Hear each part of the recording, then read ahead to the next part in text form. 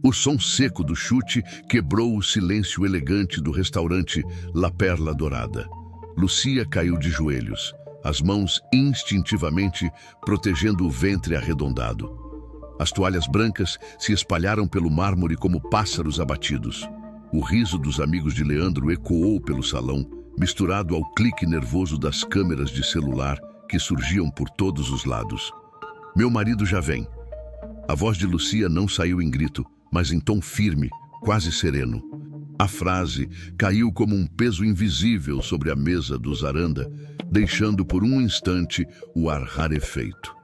Leandro, acostumado a humilhar sem resistência, recuou meio passo, sem entender por que aquela calma o incomodava mais do que qualquer reação.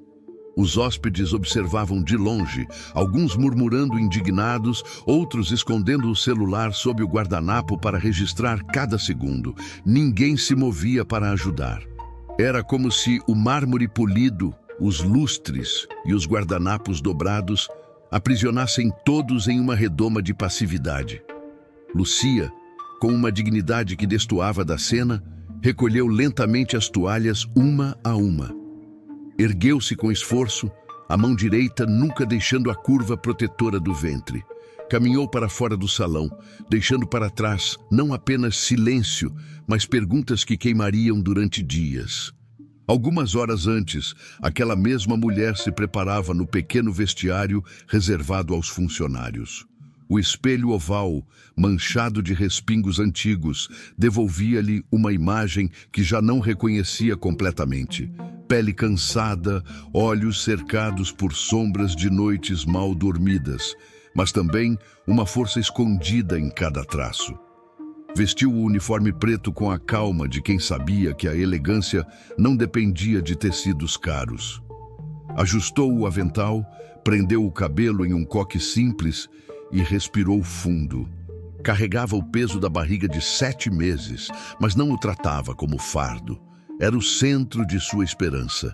Sempre que o corpo reclamava, ela deslizava a palma da mão sobre o ventre, como se o gesto fosse capaz de transmitir segurança ao bebê que se mexia em movimentos circulares. O restaurante, com seus lustres dourados e mesas cobertas por taças cintilantes, era um palco distante da vida que levava fora dali. Lucia observava com olhos atentos, a espuma de champanhe subindo lenta pelo cristal, o perfume forte de clientes que competiam em ostentação, o brilho quase cortante das joias refletindo na luz amarelada. Tudo parecia um universo paralelo, onde ela transitava apenas como sombra invisível. Não era essa a vida que escolhera. Anos atrás, sonhara ser enfermeira. Tinha gosto pela precisão, pela calma em situações de emergência, pela ideia de cuidar. Mas as mensalidades, sempre atrasadas, transformaram o sonho em abandono. Trabalhou em uma clínica veterinária até que a gravidez avançada lhe roubou a resistência física. Quando o marido partiu para uma longa temporada de trabalho, foi ela quem sustentou a casa, mesmo que isso significasse se curvar à exaustão diária. Naquela noite, entre bandejas pesadas e passos rápidos, Lucia parecia invisível. Ainda assim, dentro dela, cada detalhe era memória e alerta. O rangido dos talheres, o perfume enjoativo das orquídeas, o frio do mármore que refletia seu corpo. Guardava tudo em silêncio, porque aprendera que muitas vezes sobreviver era não reagir. O que ninguém poderia imaginar é que esse silêncio se transformaria em poucos minutos no estopim de uma história que exporia os segredos mais obscuros de uma das famílias mais poderosas do país. O salão inteiro permaneceu suspenso por alguns segundos após a frase de Lucia. O som das taças se chocando nas mesas vizinhas cessou, como se até o vidro tivesse prendido a respiração. Leandro, ainda com o peito inflado pelo impulso da agressão, encarava a mulher de joelhos, como se esperasse vê-la implorar, chorar, se encolher. Mas o que encontrou foi um olhar firme, silencioso, carregado de algo que não compreendia: convicção. A calma de Lucia se espalhou como uma rachadura invisível. Os amigos de Leandro, que antes riam e filmavam, trocaram olhares desconfortáveis. Uma hóspede perto da janela murmurou: "Covarde, baixo demais para ser ouvida além da própria mesa." Mesmo assim, o sussurro parecia ter atravessado o mármore até os ouvidos de Leandro. Lucia se levantou devagar, recolheu cada toalha caída com gestos quase rituais e caminhou em direção ao corredor lateral. Os saltos das clientes seguiam ecoando, mas de forma contida, como se o espaço inteiro tivesse perdido a graça. O mundo de cristal e silêncio perfeito do restaurante acabara de trincar. Quando a porta se fechou atrás dela, as primeiras telas de celular já piscavam em vermelho, transmitindo ao vivo para desconhecidos que, em poucos minutos, seriam milhões. No pequeno apartamento onde vivia, horas depois, Lucia observava o telefone vibrar sem parar sobre a mesa de madeira. Mensagens de amigas, vizinhas, até de desconhecidos. Prints de manchetes improvisadas, vídeos replicados em grupos de família, comentários inflamados. Mulher grávida é agredida por milionário em restaurante de luxo. Filho de magnata humilha funcionária e gera revolta. Ela deslizou o dedo sobre a tela e assistiu à própria imagem congelada. Ajoelhada, mãos sobre a barriga, toalhas brancas como neve suja ao redor. A legenda falava em escândalo, mas o que mais lhe doía era o vulto rápido da mão de Leandro, repetido em câmera lenta, chutando não apenas seu corpo, mas a segurança que tentara construir. Sentou-se na beira da cama. O colchão afundou sob o peso do corpo e da incerteza. Acariciou o ventre como quem pede desculpas. "Vai ficar tudo bem", murmurou, mesmo sem acreditar completamente. Do outro lado da cidade, a mansão dos Aranda ardia em gritos abafados por portas pesadas. Ricardo, o patriarca, corria de um telefone a outro. Advogados falavam em dano irreparável à imagem. Assessores repetiam a palavra crise em cada frase.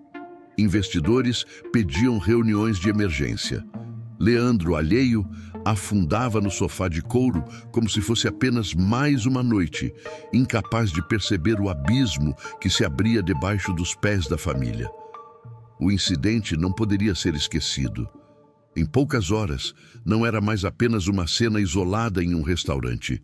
Era símbolo. Símbolo da arrogância de ricos intocáveis, da desigualdade que ardia em cada esquina, da violência invisível contra mulheres que finalmente tinham um rosto para a revolta. Lucia fechou as cortinas, mas não havia como se esconder. Sua vida, até então invisível no barulho de pratos e copos, agora estava em telas do mundo inteiro. O que antes era rotina se transformara em ponto de não retorno. Nada seria como antes. E o que ninguém sabia ainda é que aquele simples "meu marido já vem" escondia um segredo capaz de virar não apenas uma família, mas todo um império, de cabeça para baixo. Se essa história já te pegou até aqui, inscreva-se no canal. Essa foi só a primeira virada, e o que vem a seguir é ainda mais intenso. O sol da manhã parecia não iluminar nada na cidade. Era como se cada raio fosse engolido pelo peso da notícia que se espalhava em velocidade de incêndio. Na pequena cozinha de seu apartamento, Lucia mexia o café com mãos trêmulas, enquanto o celular vibrava incessante sobre a mesa. Não precisava abrir para saber.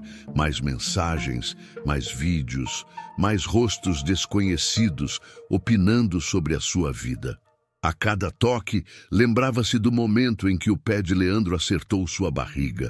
O som seco ainda ecoava dentro dela, como se tivesse ficado preso nas costelas. A mão descia instintivamente sobre o ventre, verificando que o bebê ainda se mexia, que ainda havia vida ali dentro. Mas junto com o alívio vinha o medo. E se aquela violência tivesse deixado uma marca invisível? Do outro lado da cidade, os Aranda viviam a ruína como quem vê um castelo desmoronar em câmera lenta. Ricardo gritava ordens pelo telefone, mas as respostas eram sempre as mesmas. Contratos cancelados, investidores recuando, protestos aumentando. As telas do escritório exibiam gráficos em vermelho, manchetes inflamadas, imagens repetidas em loop. Leandro, no entanto, parecia incapaz de compreender a gravidade. "As pessoas esquecem rápido", murmurava, como se tentasse convencer a si mesmo. Mas o rosto pálido do pai e o silêncio dos funcionários que abandonavam a casa mostravam que dessa vez não haveria esquecimento. Naquela noite, Lucia saiu para comprar pão. O vento frio da rua carregava vozes em fragmentos, vizinhos comentando, desconhecidos reconhecendo. Passou diante de uma banca de jornal. Sua imagem estampava a capa, com a manchete "A arrogância que não se esconde mais". Um nó se formou em sua garganta. Ela não pedira por aquilo, não queria ser símbolo de nada, apenas proteger o filho que crescia dentro dela. De repente, uma mulher se aproximou. Trazia nos olhos uma mistura de compaixão e coragem. Eu vi o vídeo. "Obrigada por não baixar a cabeça. Você falou por todas nós." Lucia não soube o que responder. Apenas assentiu, sentindo uma onda de responsabilidade pesar sobre seus ombros. Não era mais apenas sua história. Enquanto isso, dentro da mansão dos Aranda, a tensão se transformava em paranoia. Protestos reuniam centenas em frente aos portões. As luzes das câmeras não apagavam nem durante a madrugada. Valentina, a irmã mais nova, chorava no quarto, incapaz de sair sem ser seguida por repórteres. Ricardo trancava documentos em cofres, como se ainda pudesse controlar algo. E Leandro, pela primeira vez, sentiu medo. Não de perder carros ou viagens, mas de encarar o olhar frio e calculado do advogado que batia à porta. Salvatierra. Um homem de poucas palavras e presença esmagadora. "Seu filho precisa aprender que nem todo dinheiro compra silêncio", disse com firmeza. Leandro riu, mas a risada saiu sem força. No apartamento de Lucia, a noite avançava lenta. As janelas fechadas não impediam que o burburinho da cidade entrasse. Ela se sentou na beira da cama e abriu a pequena caixa de madeira onde guardava lembranças. A foto do casamento simples, uma carta do marido em missão, uma pulseira que fora da mãe. Tocou cada objeto como se fossem âncoras contra o caos. O bebê se mexeu de novo, forte, quase como resposta. Lucia fechou os olhos e respirou fundo. Não sabia o que viria, mas tinha certeza de que o silêncio havia acabado. Estava no centro de algo muito maior que ela, e não havia como voltar atrás. E você, o que faria no lugar dela? Escreve aqui nos comentários. Quero muito saber a sua visão. O escritório no Quararcins de segundo andar estava carregado de silêncio. As janelas de vidro ofereciam uma vista panorâmica da cidade, mas nem o horizonte parecia trazer alívio. Ricardo Aranda andava de um lado para o outro, o rosto marcado pela tensão. Leandro, de braços cruzados, fingia indiferença, como se ainda acreditasse que tudo não passava de exagero. A porta se abriu sem pressa. Entraram Salvatierra e logo atrás dele, Lucia. Grávida de 8 meses, caminhava com a serenidade de quem carrega um segredo maior que qualquer fortuna. O vestido azul marinho parecia simples demais para aquele ambiente de mármore e couro, mas a dignidade que irradiava era impossível de ignorar. "Senhor Aranda", começou Salvatierra, a voz firme. "É hora de revelar toda a verdade." Ricardo franziu o senho. "Que verdade?" "Pensei que discutíssemos apenas o processo." Salvatierra abriu a pasta de couro e colocou sobre a mesa uma única fotografia. Um homem em uniforme militar, porte firme, olhos cinzentos idênticos aos de Ricardo. "Este é Matias Aranda, seu irmão, o marido de Lucia." O chão pareceu ceder. Ricardo levou a mão à boca, incrédulo. "Isso é impossível. Matias morreu em missão há 15 anos." Lucia avançou um passo. Matias não morreu. Ele se afastou porque não suportava o que a família se tornara. Eu sou sua esposa, e o filho que carrego no ventre é o seu sobrinho. O ar ficou denso, como se faltasse oxigênio. Leandro riu nervoso, tentando desdenhar. Isso é um teatro ridículo. Mas a porta se abriu novamente e a risada morreu na garganta. Matias entrou. O uniforme não estava ali, mas o porte militar permanecia em cada gesto. Os anos tinham marcado seu rosto, mas a nobreza em seus olhos contrastava com a dureza que o irmão perdera. Olá, Ricardo. O silêncio que se seguiu foi mais devastador que qualquer grito. Ricardo cambaleou até a mesa, apoiando-se como quem busca equilíbrio em um terremoto. Leandro recuou um passo instintivo, sem coragem de encarar o homem que acabara de descobrir ser seu tio.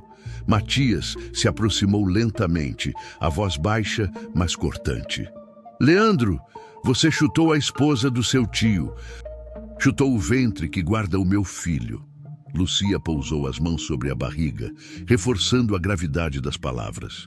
O jovem sentiu o corpo gelar. Pela primeira vez compreendeu a dimensão real de seu ato. Não era apenas escândalo, não era apenas manchete, era família, era sangue, ninguém se mexia.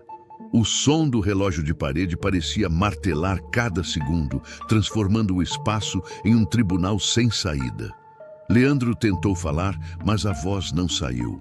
Seu peito arfava, como se tivesse corrido quilômetros. Os olhos de Lucia se encontraram com os dele. Não havia ódio, apenas algo pior. Desapontamento profundo. Foi nesse instante que a transformação começou. O mundo luxuoso que sempre o protegera parecia desmoronar de dentro para fora. E Leandro, pela primeira vez em 22 anos, sentiu culpa verdadeira. Uma dor que não podia ser apagada com dinheiro nem com desculpas vazias. Se essa virada te arrepiou tanto quanto a mim, deixa o seu like agora. Assim eu sei que essa história também mexeu com você. Naquele escritório, entre silêncios e respirações pesadas, a vida de todos havia mudado. Não havia mais retorno possível. O passado, o presente e o futuro estavam costurados naquele instante. E nada seria como antes.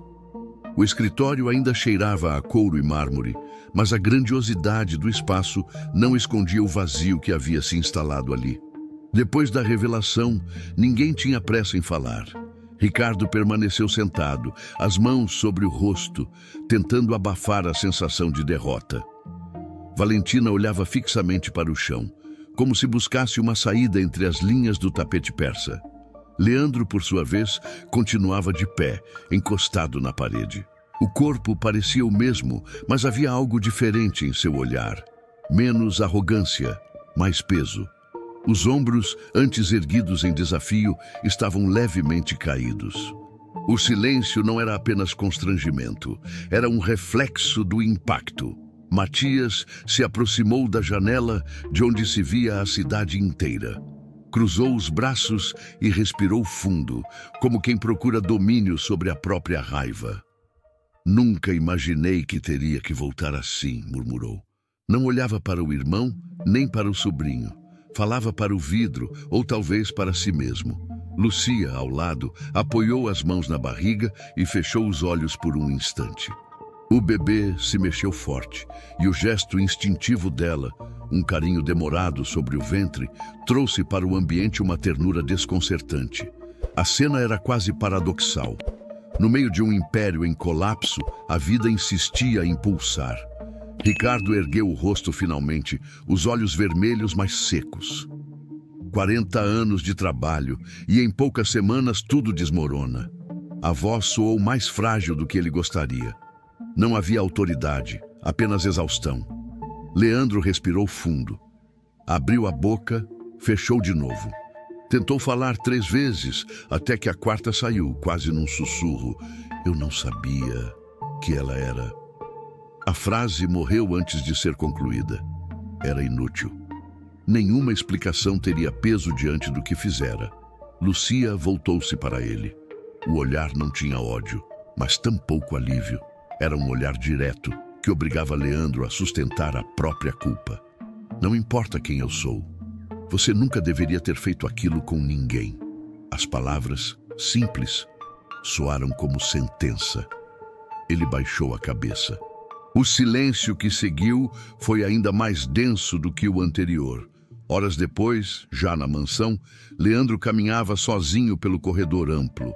Os retratos da família o observavam das paredes, como testemunhas silenciosas. Parou diante da foto da mãe, falecida anos antes. Ela sorria em um vestido de gala, segurando os 2 filhos pequenos. Valentina ainda era uma criança, ele, um menino de uniforme caro. Olhou para o próprio reflexo no vidro da moldura e não se reconheceu. Subiu ao quarto. As mãos, antes acostumadas a segurar volantes de carros de luxo, agora tremiam levemente. Sentou-se na beira da cama e deixou o peso do corpo cair para a frente. O silêncio era absoluto, mas dentro dele havia uma tempestade. Na mesa de cabeceira, um copo de cristal ainda tinha restos de uísque. Leandro o afastou com o dorso da mão, como quem rejeita um velho hábito. Ficou apenas com o vazio. Se essa parte te tocou de verdade, você pode apoiar nosso canal com um Super Thanks. Isso faz toda a diferença para que histórias intensas como essa continuem sendo contadas.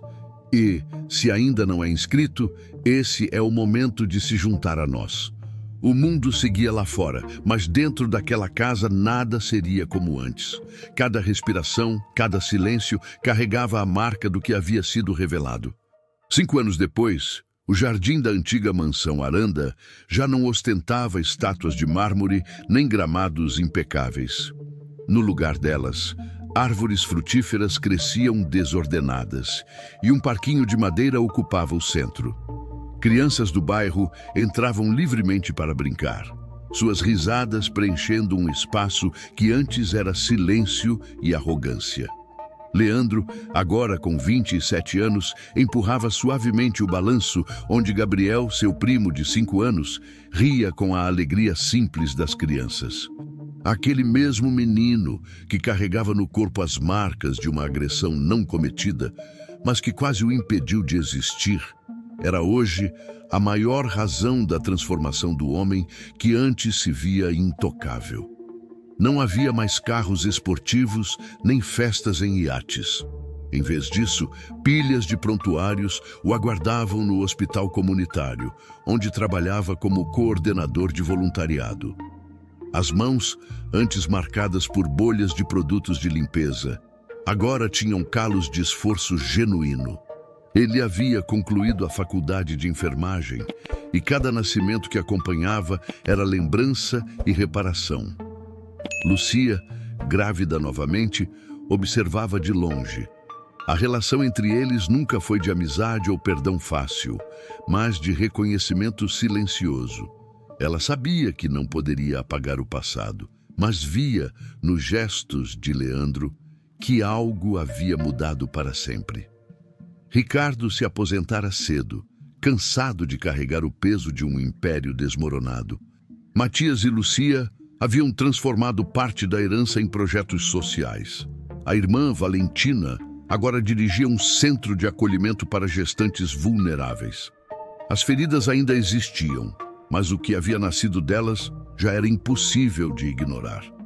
E talvez seja isso que reste das grandes quedas, não o retorno ao que foi, mas o nascimento de algo novo. Leandro sabia que nunca seria perdoado totalmente, mas aprendera que nem todo recomeço precisa de absolvição. Alguns só precisam ser verdadeiros. Ele guardava na carteira uma foto antiga, Gabriel recém-nascido em seus braços trêmulos. Ao lado, um bilhete escrito à mão que encontrara certa noite em seu carro. Obrigada por mostrar que ainda existem anjos na terra. Era a lembrança constante de que os erros do passado não desaparecem, mas podem ser transformados em serviço, cuidado e amor. E agora eu quero falar com você que ficou até o fim. Você também já carregou culpas ou cicatrizes que pareciam impossíveis de apagar? Talvez não tenha sido algo tão público quanto a história de Leandro, mas dentro de você, a dor pode ter sido a mesma. A verdade é que todos nós erramos, todos nós ferimos e somos feridos. O que nos diferencia não é a queda, mas o que fazemos depois dela. Às vezes, a mudança começa com algo pequeno, uma escolha, um gesto, um pedido de perdão ou simplesmente a decisão de não repetir o erro. E é nesse espaço frágil entre o passado e o futuro que a vida encontra lugar para renascer. Você não está sozinho nessa. Essa história não é apenas sobre Leandro, Lucia ou os Aranda. Ela também é sobre você, sobre mim, sobre todos nós que buscamos ser melhores do que fomos ontem. Se você ficou até aqui, é porque essa história te tocou de alguma forma. Obrigado de verdade por acompanhar até o fim.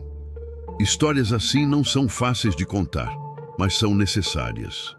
E se quiser continuar nessa jornada comigo, tem outro vídeo te esperando logo aqui ao lado. Quem sabe ele também encontre você exatamente onde precisa.